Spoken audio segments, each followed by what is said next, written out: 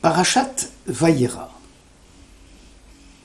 L'Éternel se révéla à Abraham dans les plaines de Mamré, tandis qu'il était assis à l'entrée de sa tente pendant la chaleur du jour. Comme il levait les yeux et regardait, il vit 3 personnages debout près de lui. En les voyant, il courut à eux, au seuil de sa tente, et se prosterna contre terre. Et il dit : Seigneur, si j'ai trouvé grâce à tes yeux, ne passe pas ainsi devant ton serviteur. Plus loin, le Seigneur disparut lorsqu'il eut achevé de parler à Abraham, et Abraham retourna à sa demeure. Genèse 18. La paracha commence ainsi : Dieu se révéla à lui, sans préciser ni la nature, ni le contenu de la dite révélation. Puis c'est le récit des 3 anges.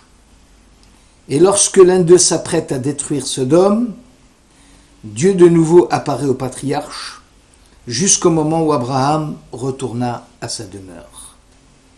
Selon Rashi, cette révélation silencieuse est différente de toutes celles qui l'avaient précédée et celles qui vont lui succéder. Elle se résume ici à une visite de courtoisie rendue à un malade, ce qui constitue en soi une mitzvah de première importance.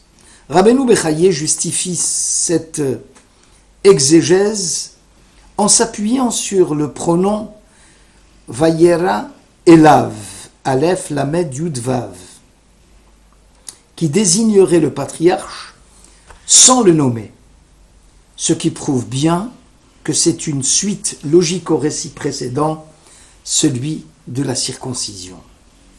Selon le rabbin Hirsch, il n'y a aucun lieu qui soit vacant de la manifestation du divin. Melo kola aretz kvodo. Or, un serviteur de la transcendance comme Abraham a le mérite de percevoir la Shekhinah d'une manière concrète et visible. C'est le résultat du mérite, dit-il, de la circoncision. Selon un autre commentateur, la Hakeda, la révélation de Dieu à Abraham ici n'est pas une simple visite de malade, mais bel et bien une expérience prophétique. C'est la voix de Dieu qui parle à l'esprit de l'homme, prophétique à un moment particulier de sa vie. Cette voix viendrait réconforter Abraham et lui insuffler courage dans un moment d'angoisse où il craignait d'être attaqué par les résidents du pays, comme cela s'était produit à Shrem lors de l'attaque organisée par les fils de Jacob. Selon le Rashbam, un autre commentateur, chaque fois que l'attribut divin apparaît lors d'une révélation donnée, il s'agit essentiellement des anges du ciel. Il en est ainsi du buisson ardent. Un ange du Seigneur lui apparut dans un jet de flamme au milieu d'un buisson. Pour l'Éternel, vit qu'il s'approchait puis regardait, alors Dieu l'appela au sein même du buisson. Rambam, dans le Guide des Égarés, soutient que tous les événements décrits dans notre section Vayera ne s'étaient pas réalisés concrètement. Ce fut seulement une vision prophétique. Nachmanide rejette rigoureusement cette interprétation, car, dit-il, si ce n'est qu'une révélation prophétique, pourquoi la Torah prend-elle la peine de décrire dans le détail que Sarah a préparé des galettes ou qu'Abraham se pressait pour préparer un veau? Quel serait donc le symbolisme de ces actes? De plus, dit-il, Lot, le neveu d'Abraham, ne pouvait prétendre à la prophétie. Comment se serait-il aperçu alors de l'arrivée des anges chez lui? Si ce n'était qu'un songe prophétique, encore plus fort, Comment Lot dit Ramban aurait-il pu être sauvé si les anges ne l'avaient pas pressé de partir? Abravanel, atténuant les critiques virulentes de Nachmanide à l'encontre du Maïmonide, précise que toutes les visions prophétiques ne sont rien d'autre que les façons de représenter dans le langage humain une réalité spirituelle abstraite et dépourvue de toute forme. Il arrive, dit Abravanel, qu'un ange, pour se révéler, emprunte une forme tout à fait ordinaire. Il apparaît alors sous forme d'un phénomène naturel. L'ange se révèle à Abraham par le canal de la vision du prophète. C'est une expérience solitaire d'une personne du plus haut niveau qui a eu le privilège de se voir révéler les niveaux supérieurs. Le malach, l'ange, n'est pas seulement un fragment d'existence. C'est un être complet, conscient de soi-même et de son environnement. C'est un messager qui constitue un lien permanent entre notre monde et les mondes supérieurs. Il assure la transmission du flux vital entre les mondes. Si l'ange, le malach, est envoyé ici-bas, il ne peut révéler sa véritable forme à l'homme, dont le sens et la perception n'appartiennent qu'au monde sensible, le monde de la Asiya, qui est le nôtre. Dieu se révéla à Abraham est à mettre en parallèle avec la vision prophétique de Moïse. L'ange du ciel se révéla à lui dans le buisson ardent. Sarah, qui s'empressa de préparer les gâteaux, est aussi une description prophétique, qui ne peut être qu'une pâle et inadéquate représentation d'une expérience qui relève d'un autre cadre et d'une autre imagerie.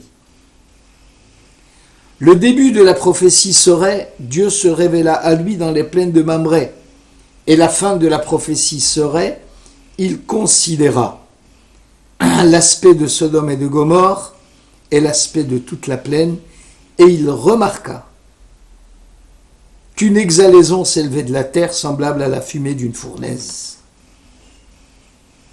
Lorsque Dieu détruisit la ville de la plaine, il s'était souvenu, dit la Bible, d'Abraham. Il avait fait échapper Lot du milieu de la subversion, tandis qu'il bouleversait la contrée où avait demeuré Lot. Lors de la manifestation du divin dans le monde, une question, cependant, se pose. Comment l'infini, qui échappe à toute limite, pouvait-il se concentrer dans le monde fini? Cette manifestation se fait par la forme des 10 séphirotes, qui sont les forces ou les conduits fondamentaux du flux divin. Abravanel conclut que la vision prophétique serait même supérieure à la perception concrète et réelle des anges. Quel serait donc le but d'une révélation? Les commentateurs sont unanimes pour dire que l'apparition de la providence divine, de la Shekhinah, servait à honorer le patriarche pour son sens d'abnégation, pour sa Messirut Nefesh, et lui prouver que l'acte de la circoncision a été agréé par Dieu. Sforno précise qu'une nouvelle alliance venait d'être contractée entre Dieu et Abraham suite à la circoncision. Tout comme le fameux « Vous êtes placés aujourd'hui, vous tous », en présence de l'Éternel notre Dieu, afin d'entrer dans l'alliance de l'Éternel et dans son pacte solennel, par lesquels il traite avec toi en ce jour, disait Moïse dans Deutéronome 29.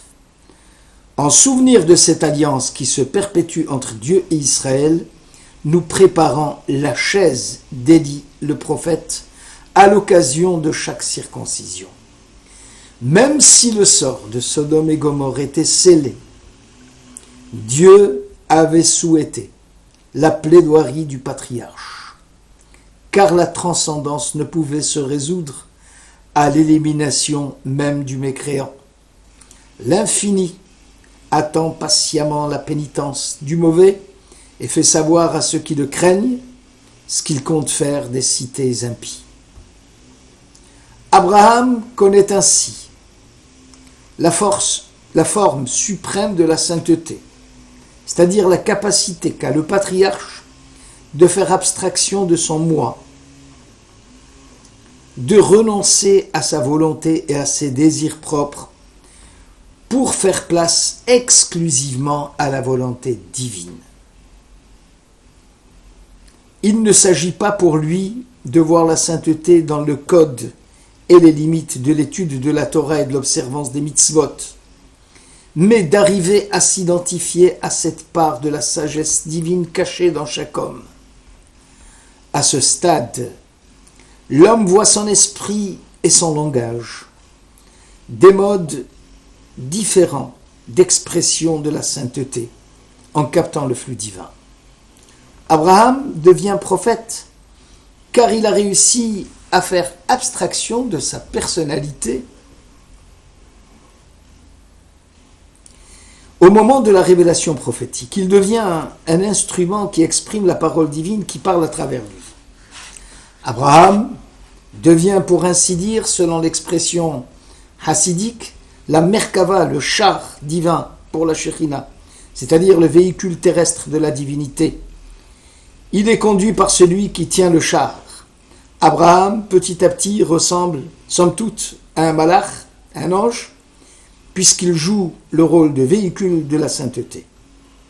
C'est ainsi, et ainsi seulement, que l'on peut comprendre comment le patriarche, avec amour et dévotion, a permis au flux divin de pénétrer dans le monde et de rapprocher le reste du monde de la sainteté.